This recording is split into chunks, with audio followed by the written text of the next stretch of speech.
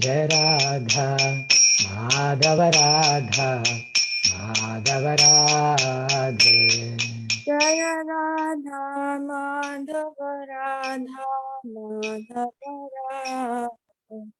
Jaya Gauranitai Gauranitai Gauranitai Jaya Gauranitai. Jaya Gauranitai, Gauranitai, Gauranitai, Jaya Gauranitai. Jaya Prabhupada Prabhupada Prabhupada Jaya Prabhupada. Jaya Prabhupada, Jaya Prabhupada, Jaya Prabhupada, Jaya Prabhupada. Jai Shri Shri Radha Madhava Ashtasakhi Vrinda ki, Shri Shri Gauranitai ki, Jaya, Srila Prabhupada ki, Jaya, Samaveta Bhakta Vrinda ki. Jaya. Om Namo Bhagavate Vasudevaya. Om Namo Bhagavate Ate Vasudevaya. Vasudevaya. Om Namo Bhagavate Vasudevaya. Om Namo Bhagavate Vasudevaya. Om Namo Bhagavate Vasudevaya. Om Namo Bhagavate Vasudevaya. And so today we are reading from Srimad Bhagavad Gita as it is, chapter number 8, Attaining the Supreme, and text number 4. We may do 4, possibly 5 and 6 as well.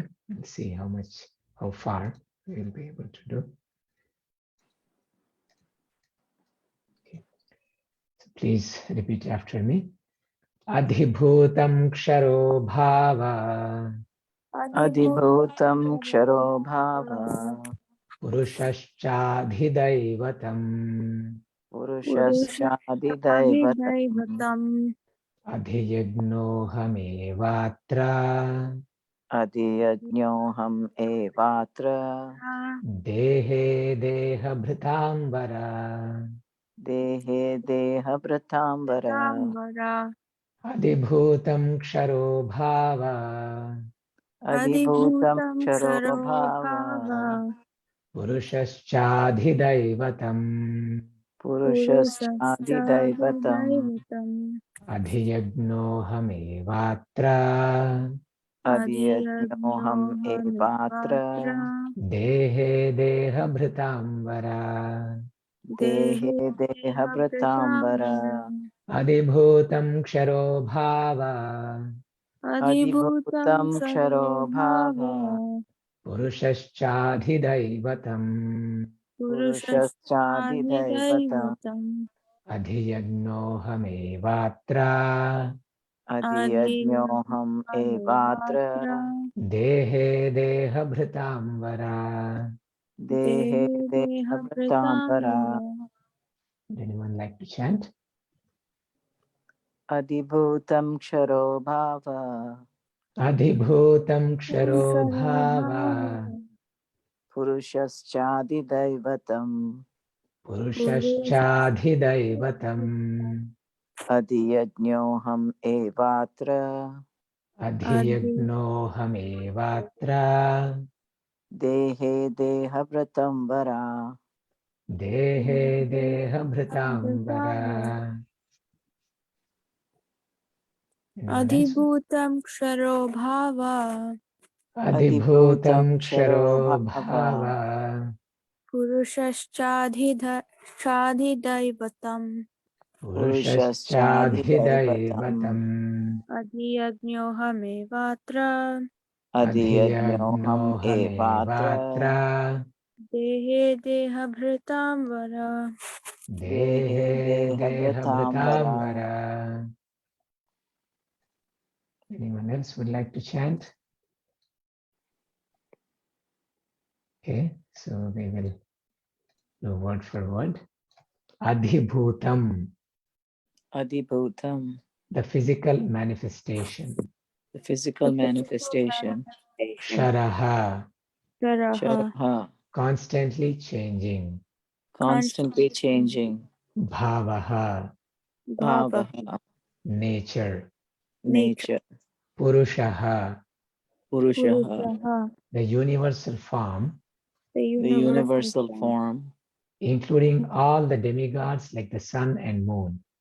including all the demigods like the sun and the moon. sun, Cha, Cha and and and Adhidaivatam, Adhidhaivatam, called Adhidaiva. called Adhidhaiva. Adhiyagnaha, Atiyajnaha, the super soul. the super soul. Aham, Aham, I, Krishna.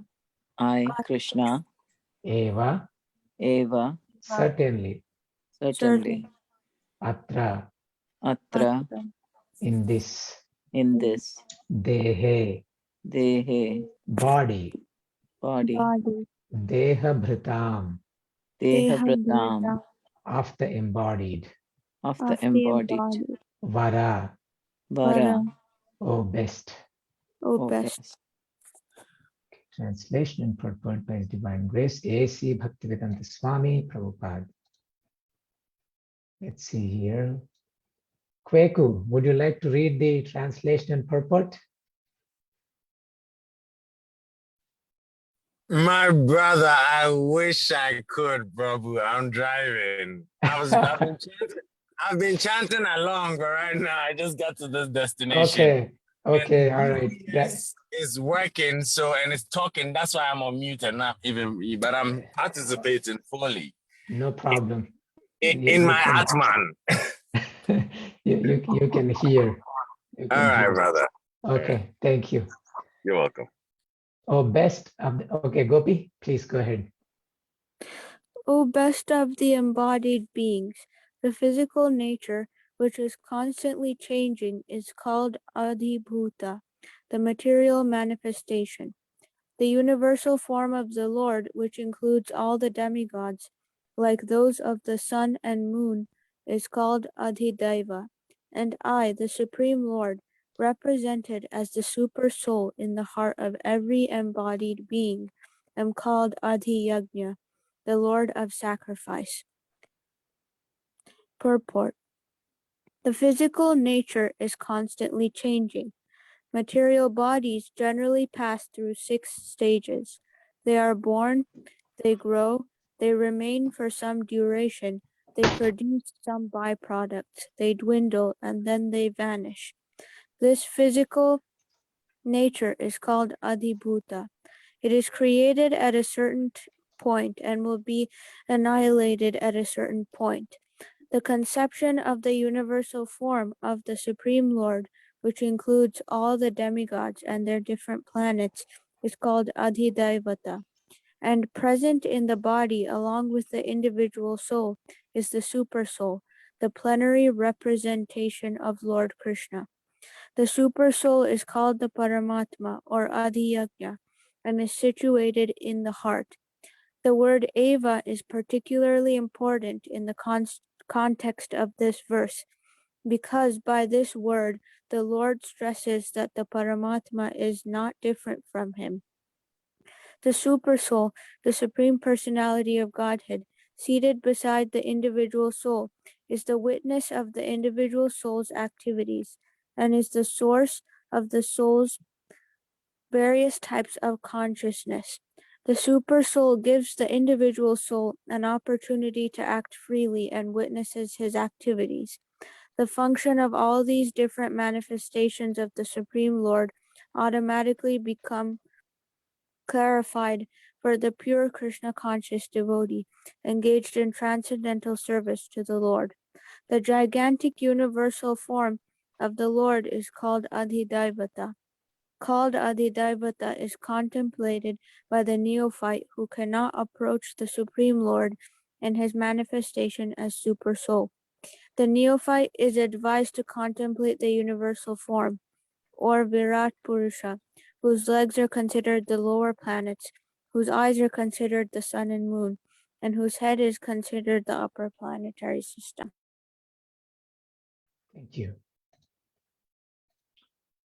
Om Ajnanatimidandhasya Jnananjanashalakaya Chakshurunmilitam Yena Tasmai Shri Gurave Namaha Mukam Karoti Vachalam Pangum Langhayate Girim Yatkripatamaham Vande Shri Gurum Dinatarinam Paramananda Madhavam Shri Krishna Chaitanyamishwaram Nama Om Vishnu Padaya Krishna Presthaya Bhutale Srimate Bhakti Vedanta Swaminiti Namine Namaste Saraswate Deve Gauravani Pracharine Nirvishesha Shunyavadi Paschatya Deshatarine Vancha kalpatarubhyascha kripa sindubhya eva cha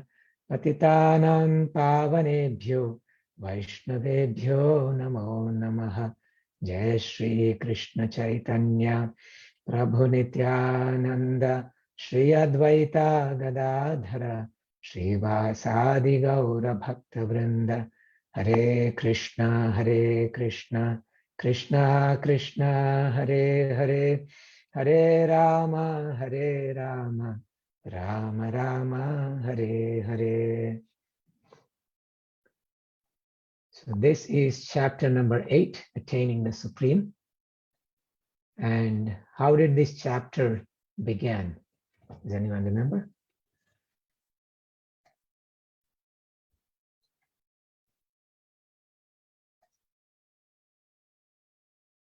With Arjuna's questions. Yes, Arjuna asked questions. How many questions did he ask?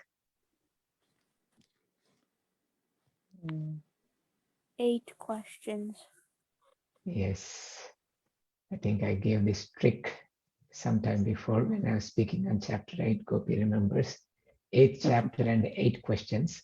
Of course, some may say 7 as well, depending on how you look at it.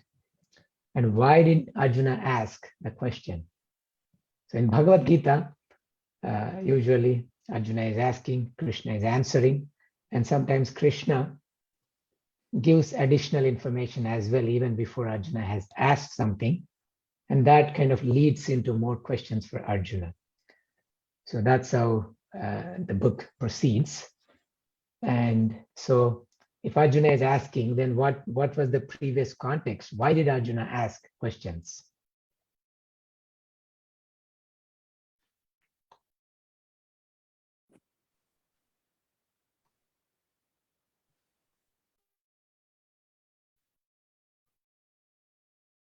Does anyone remember? Did he just ask something unrelated? Or was it related to something?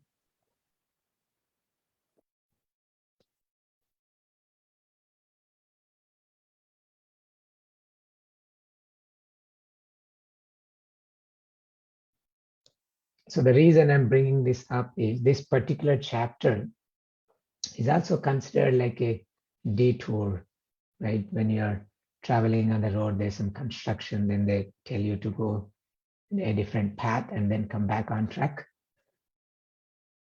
So this chapter is kind of like that, but however, it's extremely important chapter. And okay, there's something in the chat.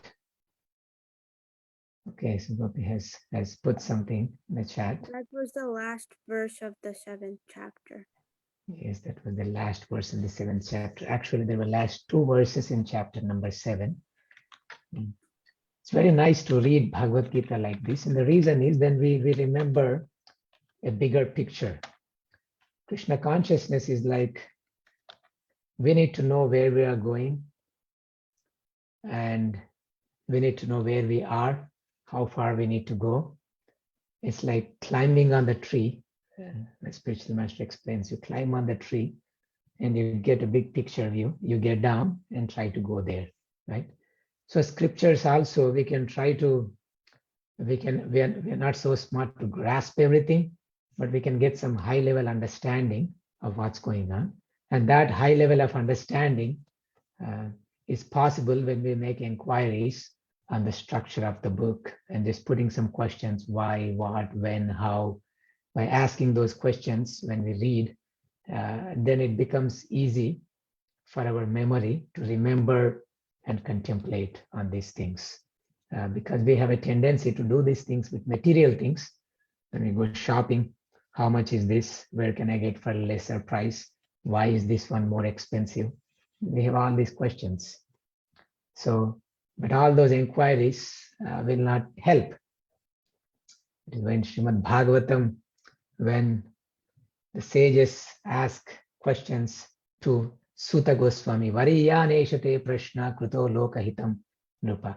No, actually this is Shukadeva Goswami saying, Variyaneshate Prashna Kruto Lokahitam Nrupa.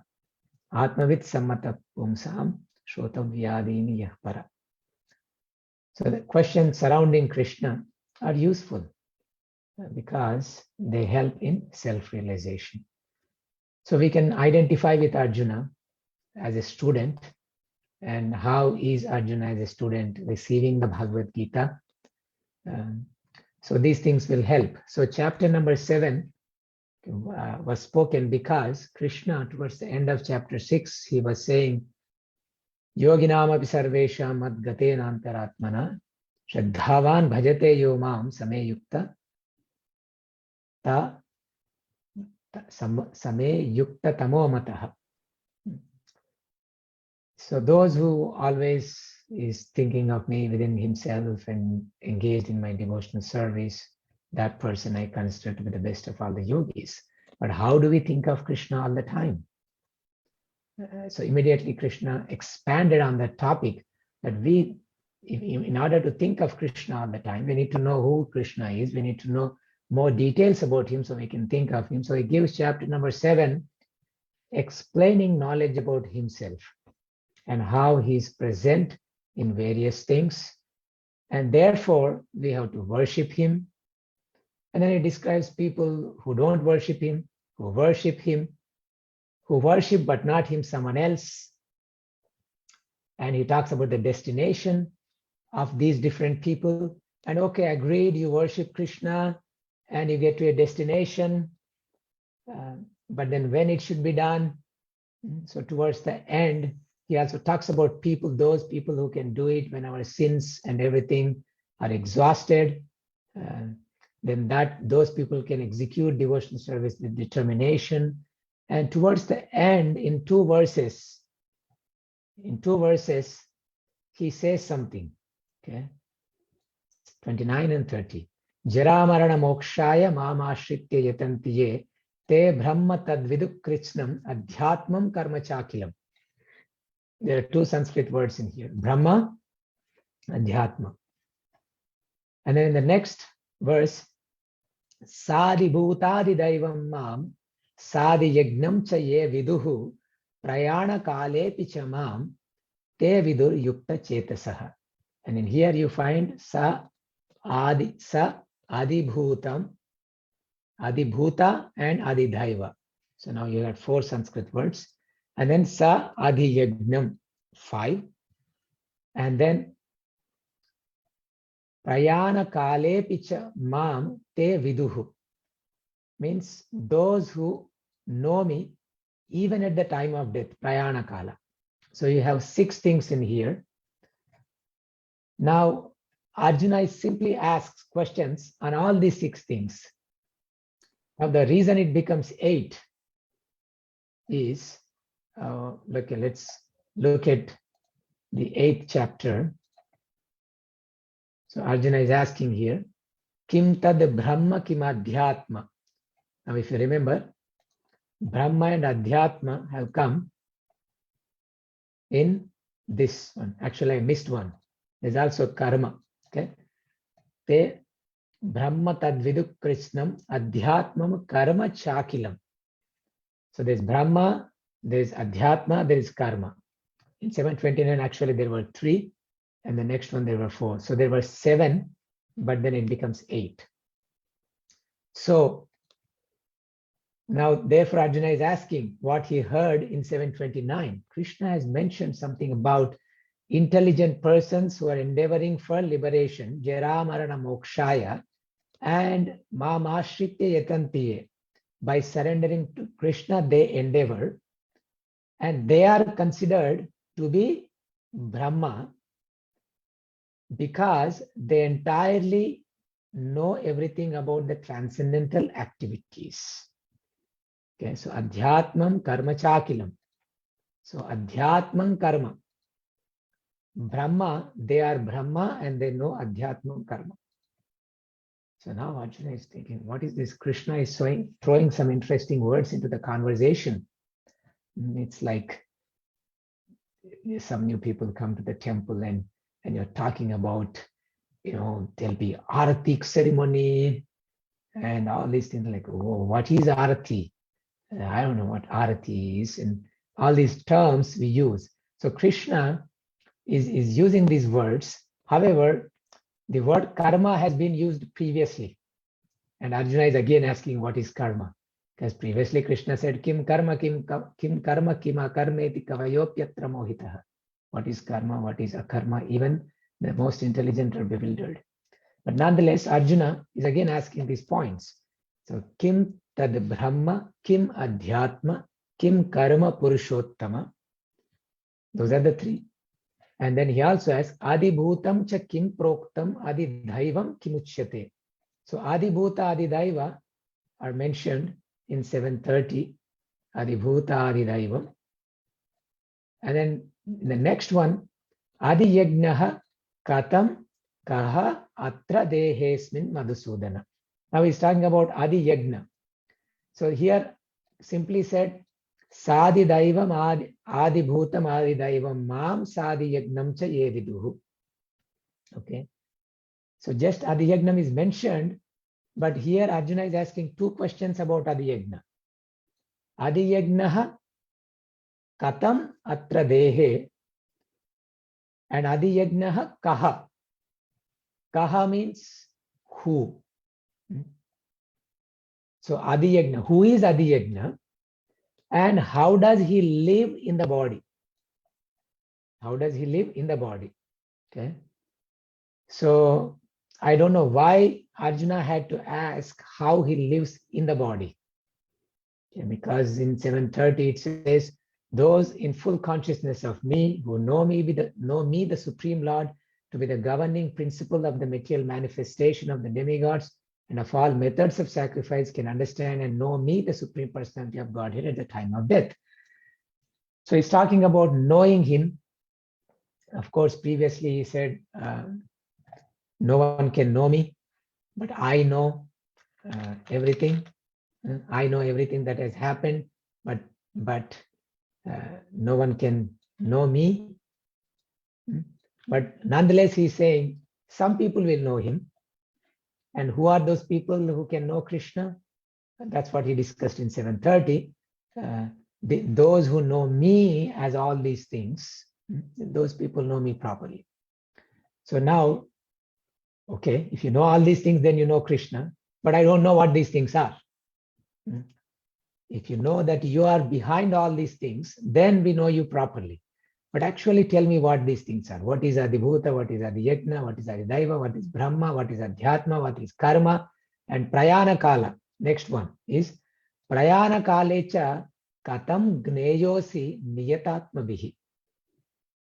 So how do people know you? At the time of death. Prayana Kala means at the time of death. The word Prayana, what does the word Prayana mean? Journey. Journey. Yes, Yana, like Ramayana. Ayana means to go. The going of Rama is Ramayana. So Prayana is travel, is journey. But now is that, what kind of journey is that? The time of journey. The time of journey could be anything, right? When you go to school, when you go to work, and when you go to play. But specifically the time of going. In this world, we come into this world and we go out of this world. Therefore, come, arrival, we may have so many arrivals, but that big arrival is somebody takes birth in the family. Oh, there's a new arrival in the family. And we say this soul has departed, right? And that departure, we have so many kinds of departures, but oh, this person has departed from the world. But the biggest departure is that journey of leaving this world. So that prayana kala, at that prayana kala, how can people think of you? So because Krishna has stated them about knowing him, even if you know him at the time of death, one can attain him. And then he's asking, oh, how can we know you at the time of death? And by the way, what are all these things? So that's the history behind these questions. So I hope it is helpful and clear for your own intellect as well. Okay, so now after discussing that history, so Krishna is answering the question about Adhibhuta, Adhidaiva, Adhiyajna. Okay. And what is Adhibhuta? How is it described? Adhibhutam Ksharaha Bhavaha. There are two things. One is Kshara and one is Akshara. Kshara means that which can collapse, that which can fall down. Akshara means that which never changes, that infallible one. In the 15th chapter or 16th chapter, there are two types of beings. Dvivida Prokta Kshara Akshara. Krishna says there are two types of beings, Kshara and Akshara. Kshara Sarvani Bhutani Kutasto Kshara Uchyate. Is that the one? I'm forgetting. In chapter 15 or 16, Krishna is describing about the living entities, the Nitya Siddhas and the Nitya Baddhas. But there, Krishna is the Purushottama. Amongst all the Purushas, he is that beyond the Kshara and Akshara, there is another Akshara Purusha, Purushottama, that person is Krishna. So now this is Kshara is not referring to the living entities here. Kshara Bhavaha Adhibhutaha. What is the meaning of Bhuta? That which is created. Adhibhuta. So, and this creation is constantly changing. And this constantly changing creation is called Adhibhuta. And that includes the material bodies. Why? Because the material bodies are constantly changing. And there's six kinds of changes that the material body goes through. The first one is Janma, it takes birth. And Vriddhi, it will grow for some time.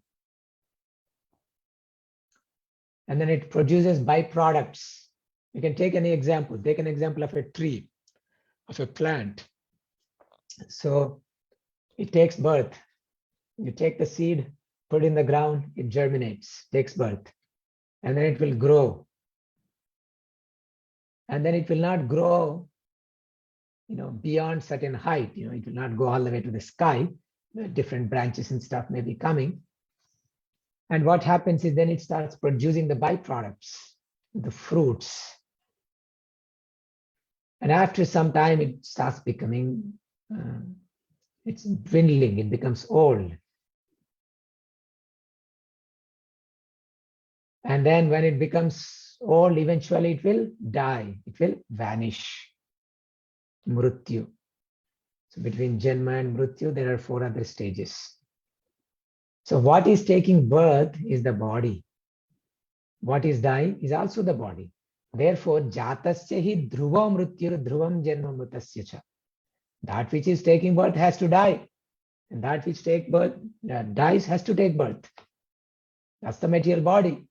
Comes into being and goes away. And again, those elements disintegrate and somehow they come back into different forms and shapes. So that's the material manifestation, including the bodies. And then what is Adhidaiva? What is After Adibhuta, yes. After Adibhuta, then there's Adidaiva. Adidaiva is compared with Purusha. Now this word Purusha can mean anything. Purusha can mean living entity. Purusha can mean Krishna. Purusha can mean the three Purushas. Karanodakashaya Vishnu, Garbhodakashaya Vishnu, Kshirodakashaya Vishnu. They are called Purusha avatars. But there's also Virata Purusha, this universal form, and that is being addressed as Adi Daiva. Adi Daivatam is that Purusha, that Virata Purusha, universal form.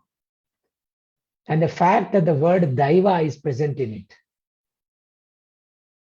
Here, this Adi Daiva includes all the demigods. In the universal form, it is explained who is Indra in the universal form.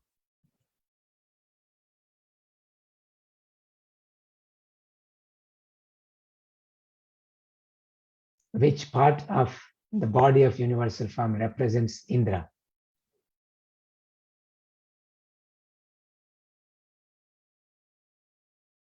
The arms, because it's the fighting thing. That's what the Kshatriyas are. And Indra represents the chief of the administrative demigods. So all the devatas are present in this universal form. And then comes the point of Adiyajna. Yagno vai Vishnuhu. Yagno vai Vishnuhu. And Krishna is saying this Adiyajnaha ahameva. In Sanskrit, the word eva means certainly. It is used for emphasis. And Krishna is saying, we say, right? It's I only. People say, right? It's I only. So Krishna is saying, it's I am this person. I am the Adiyajna. Adiyajna, ahameva Adiyajnaha. But then where is he residing? Atra dehe. I am in this body. Whose body? Deha Britam. So he is in the body of the living entities, in the heart of the embodied being. Here the living entity is addressed as Deha Brita, one who maintains the body. The soul is the one that's holding the body. So, but however, inside this body, Krishna is present. Atra dehe ahameva adiyajnaha. In this body, I am that adiyajna. And Prabhupada is mentioning that in the purport, the word eva is particularly important. Because by this word, the Lord stresses that Paramatma is not different from him. Now, how many places in the Bhagavad Gita Krishna says that he is the Paramatma? Definitely, this is one of the places to remember that Krishna is saying, I personally reside in the body. Any other place you remember?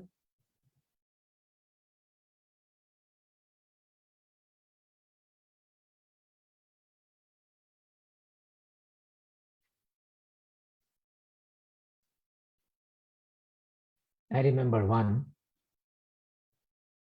Sarvasya chaham hridi sannivishtaha mattah smritirjnanam apohanam cha. There Krishna says, I am situated in everyone's heart. There's another one, I believe, in chapter 18. Ishvara sarva bhutanam hriddeshe Arjuna tishtati. Arjuna, I am situated in everyone's heart. I think there's one other place, at least one other place. I forgot which chapter it was, probably the 15th chapter itself.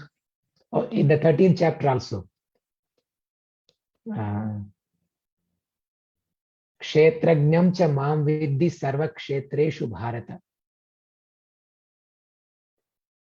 13th chapter, Krishna talks about the field of activities, this body being the field of activities, and then there's a knower of the body, which is the spirit soul. But he's saying, Kshetrajnam cha api mam vidhi, mam cha api. Even I am the knower. in the body. Kshetragnam cha mam vidhi sarva kshetreshu bharata. So multiple places Krishna is asserting. Just we talked about 4 different places. I'm sure there's at least one more somewhere. So Krishna is the Adiyajna. But for sure, this is the first place where Krishna is mentioning this about his presence in the heart. And everything else comes later. So he is the super soul. And what is the function of the super soul?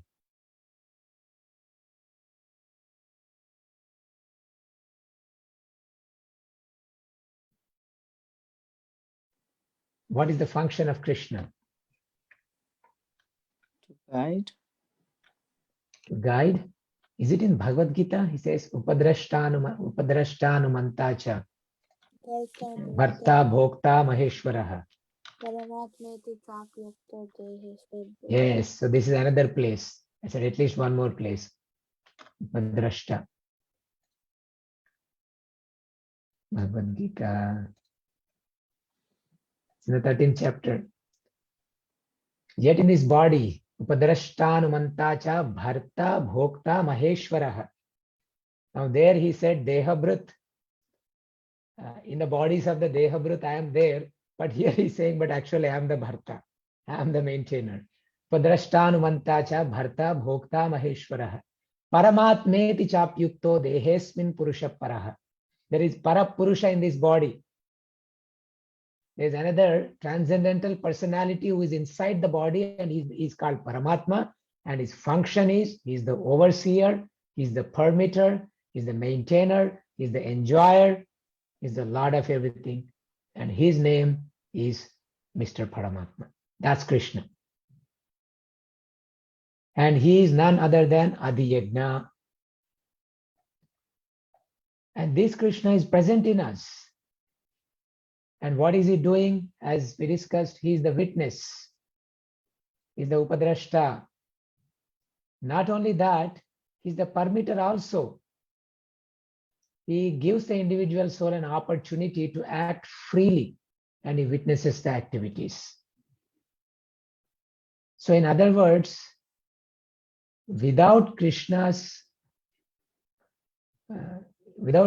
giving us energy, we will not be able to perform any of the activities. And even we will not be able to even remember anything. Like he says, Mattaha smrutir jnanam apohanam cha. Knowledge and remembrance are coming from Krishna. So he is the source of the consciousness. Then what are we doing? Really, the main function of us is to make the right choice. That's all. Everything else Krishna is doing. A person who makes proper choices in life will be the most successful person. But those choices are not to be made only at some critical moments. Sometimes you see you're walking on the road and then the road splits into two. Which way do you go, right? But that is happening in our consciousness almost at a regular basis at every moment.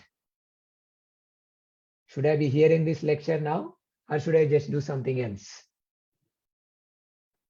Should I be chanting or just think of something else? Every day in the morning, should I get up or snooze the alarm? Should I eat a little more or less so that I can wake up early? So many choices, right? And that liberty, that freedom we have. And real freedom is in making the right choice. And the more we make the choice based on the external guidance from Krishna through the scriptures and through the sadhus, the more we'll be in tune with Paramatma. In the beginning, it is not possible to be very close to Paramatma. In the beginning, here Srila Prabhupada is suggesting the gigantic universal form of the Lord called Adi Daivata is contemplated by the neophyte who cannot approach the Supreme Lord in his manifestation as Super Soul. Now, Srila Prabhupada is taking two items from this Adi Yagna and Adi Daiva, and then he is analyzing our attitude towards these things, the accessibility of Adi Daiva and Adi Yagna to a conditioned soul. Adi Daiva is more accessible at the beginning. And this is how even the 7th chapter started. Bhumirapo nalo vayu kham mano buddhi revacha ahankara itiyam me bhinna no bhumirapo nalo vayu kham mano buddhi revacha ahankara itiyam me bhinna prakritirashtada. So these are all my separated energies. Even living entities are also apareya mitastvanyam prakritim me vidhiparam. There is apara prakriti. Sorry, the first 8 are apara, but then there is also para prakriti, that is the living entities. And then he also talked about how he is, rasoham apsu kaunteya prabhasmi shishi suryayo. So he's talking about his presence in all these things, which is the adibhuta, adidaiva type of things. So the very first approach to God is through a pantheistic approach, seeing God in nature, seeing God, seeing the power of God, hand of God in things. Wow, this is a beautiful mountain, beautiful forest. Okay, we are looking at Adibhuta, but then we're also thinking there's something that's driving, there's a divine energy that's driving everything. The sun is rising on time. And then there's little more, and that's the Virata Purusha form. All the devatas are the ones who are driving, but we don't know them. We're just seeing them in this planet Earth, but there's Mother Bhumi behind.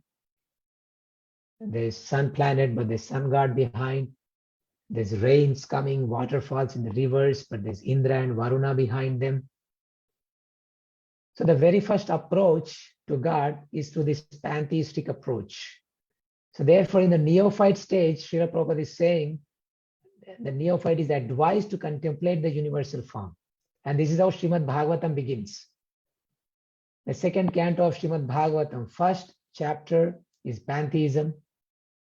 Second chapter is about the super soul, mysticism. The third chapter is about Bhagavan, is personalism. Brahman, Paramatma, Bhagavan. Pantheism, mysticism, and personalism. And here you see the same idea. The first approach is Adidaiva. And then the next approach is Adiyagna, which is the super soul who is living in the body. And this idea of having strong Paramatma connection improves as we give up the modes of passion and ignorance. Tada rajastamo bhavaha kamalobhadayasche cheta etai ranaviddam stitam sattve prasidati. When we engage in Krishna consciousness, the Rajoguna and Tamoguna are going away, and then we come to the point of Sattva-guna. Evam prasanna manaso bhagavad bhakti yogataha bhagavad tatta vijnana mukta sangasya jayate. At that time we attain the knowledge about the Lord. Then there will be more and more connection with the Lord inside. The more we elevate to mode of goodness, the stronger our connection will be with the Paramatma. Because mode of ignorance and passion are driven by outside stimulus. In the mode of passion, we want to enjoy the external things. In the mode of ignorance, things are upside down. In the mode of goodness, the reality will manifest. And in that reality, we'll have proper understanding that yes, there is Krishna inside who is guiding me. So therefore, also this idea of second initiation also brings us closer to Paramatma. And those who are situated in the mode of goodness, who have this ability are given an opportunity to chant Gayatri, and that person can come closer to Krishna and is expected to be more contemplative and strongly connected with the Paramatma. In the neophyte, then you can say the next stage is Madhyama Adhikari. And a second initiated devotee is supposed to be at the Madhyama stage. Again, it's a broad spectrum. It's a long one, but somewhere over there. So the more we become conscious of Krishna, the more we become in tune. Then what happens is when we are conscious of this Paramatma, not only we get guidance from inside, but then we will be able to see, identify that the same Paramatma exists in others. At least understand theoretically that the same Paramatma is existing in everybody. And therefore, naturally, there is some impetus to respect all other beings. Those who are Paramatma conscious, they will be able to respect other living entities because they know that the same Lord who is situated in me is situated in the other person. Just like I'm praying to the Lord inside my heart, there is also a Lord in the heart of the other person. And this is how a pure devotee operates. And this is how a pure devotee is guided by Krishna. Sometimes a disciple may be thinking of something. And there's Krishna in the heart of the disciple, and there's Krishna in the heart of the guru. And the guru may say something that's already in the mind of a disciple, and the disciple will go, wow, how did you know?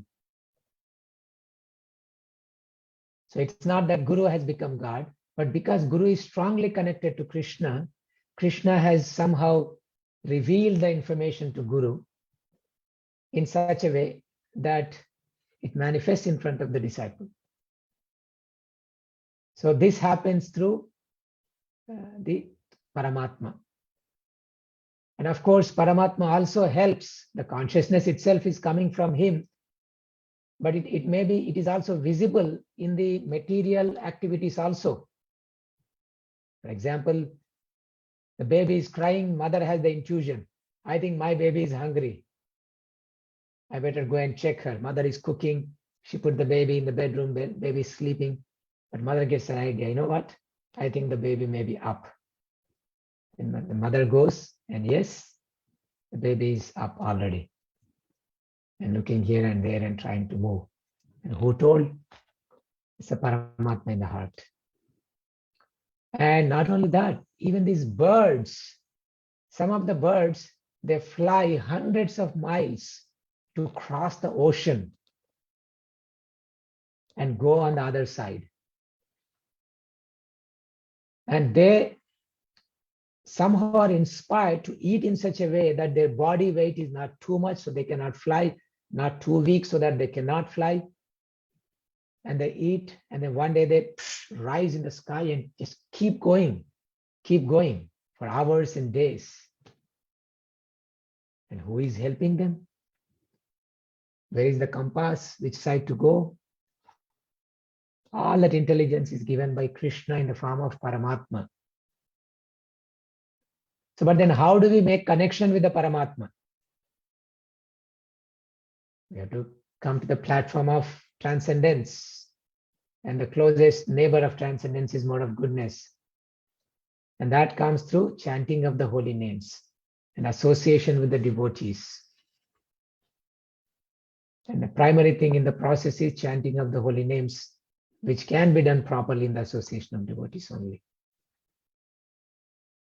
And the more we hear when we chant the holy names, more we hear the sound, the more we start making connection with the Paramatma. Because it comes out of the mouth and it enters the ears. And when it enters the ears and it enters the heart, and then we can recognize ourselves, we become conscious of ourselves and we become conscious of Krishna.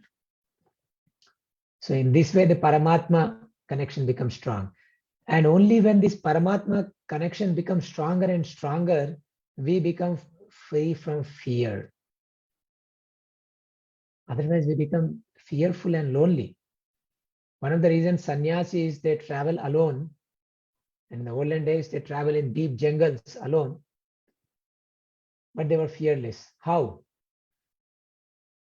In the 16th chapter, Abhayam Sattva Samshuddhi, the divine qualities mentioned. It starts with Abhayam, fearlessness.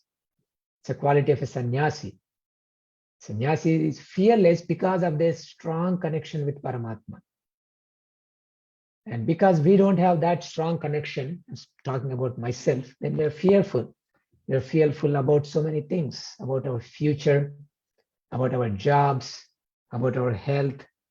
So many things we are fearful because we don't have that strong connection with Paramatma. But those who have strong connection with Paramatma, they are fearless. Because they know Krishna has been helping me. Right now, Krishna is helping me speak, to breathe, to see, to hear. I'm not doing all these things. Krishna is helping me. And similarly, he will help tomorrow somehow. That confidence sannyasi carries. And that's why he's able to just give up everything and go. It's a gradual process. But the reason I'm bringing this up is it's a very, very, very important point to recognize the Paramatma in our heart and recognize that he is the Lord of all sacrifices. We are meant to satisfy him. We are meant to serve him. And the more we are conscious of that in our lives, not only at critical moments, but on a daily basis, and bring it even closer and closer, Srila Prabhupada says every moment, the more we establish friendship with him, the more the life will become favorable for advancement and to be able to practice something he's going to say in the next verse. So I will stop here. Anyone, are there any questions or comments from anyone? Hare Krishna, Prabhu. Please accept my humble obeisances. All words, My Prabhupada. obeisances, special Prabhupada. Yes, Prabhu. Prabhu, so how do we realize that the voice we are hearing is of Paramatma guiding and not our ego overriding? Like there is a very subtle difference. So in a neophyte or a practicing sadhaka stage like myself, how to know that no voice is Paramatma's or my mind tricking me? Yes, very good question, Nanda Gopal Prabhu. It's not just you, it's applicable to all of us. Applicable to all of us. So you kind of also hinted towards an answer as well. So the vision gets clear by the amount of purification that we have undergone. It doesn't have to be external. Purification can happen internally very quickly as well. So one of the examples is, for example, we have cataract in the eyes, and when it gets treated, we can see properly. And I cannot see the far objects properly. When I have my glasses, I can see properly. So Srila Prabhupada explains, in the conditioned state, our vision of reality, including the vision of Paramatma, is blurred. It's not clear. So therefore, in the beginning stages, it is very important to have clear guidance and clear instructions. So then what happens, then we learn certain things in the association of devotees, daily practice of chanting and reading Srila Prabhupada's books. So these are all external things. Guru is guiding from outside, Shastras are guiding from outside, Sadhus are guiding from outside. So in their association, the purification happens. And at the same time, in their association, we are also developing inner connection with Paramatma. So what happens is, when we get some inspiration, we also validate that inspiration through Shastra and Sadhus, whether that's the right inspiration. There will be certain times we don't have anybody around us, but it will be strong enough for Paramatma that we can do it. There are certain times it's not so clear. Then at that time, we have to depend on other Vaishnavas, other devotees. And at sometimes it will be very, very, very critical, complicated things. And I believe in Parashara Dharma Shastra, it says you have to consult 6 Brahmanas. You can do something after consulting 6 Brahmanas, and you come to a consensus and do it.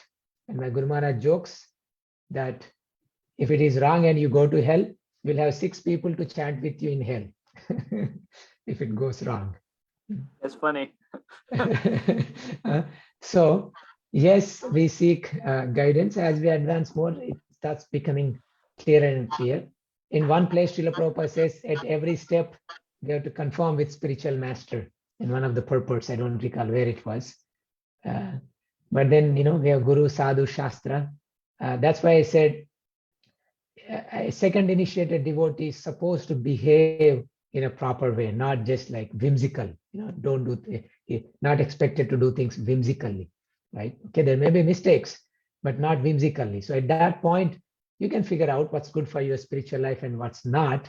Yes, there may be ego and this thing. So that's the reason why association of devotees is very, very important. The independent nature seems to be like very attractive, but actually it is not beneficial. So therefore, seeking permission, seeking guidance is very, very important. You see, even Krishna is sitting in the palace of Dwaraka, in the court of Dwaraka, and he's seeking guidance from Uddhava. Uddhava, what do you think? Just to show that it is very important. And the way Srila Prabhupada even founded our society is based on consultation. There's a GBC, there's a group of people who can make decisions, because Srila Prabhupada knew it's impossible for a single person to bear the burden and figure out what Krishna is telling them to do. So therefore, we have to make some collective decisions. And this is important, particularly in Kali Yuga. Kalau Sanghe Shakti Asti. In Kali Yuga, the strength is in association. So therefore,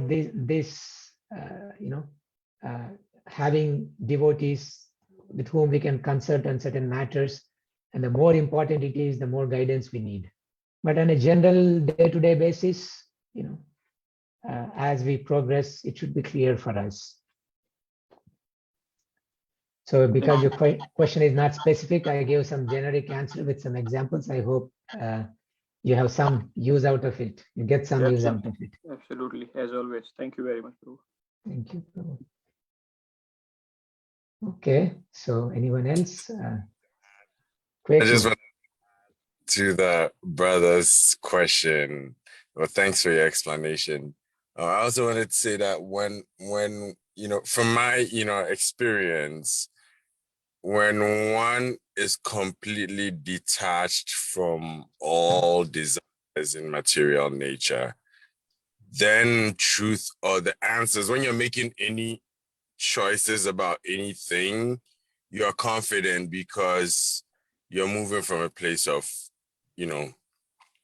truth, no desires. Detachments from the desires will let you make the correct choices with the material world. Attachment to your desires is what normally leads to a lot of confusion with choices.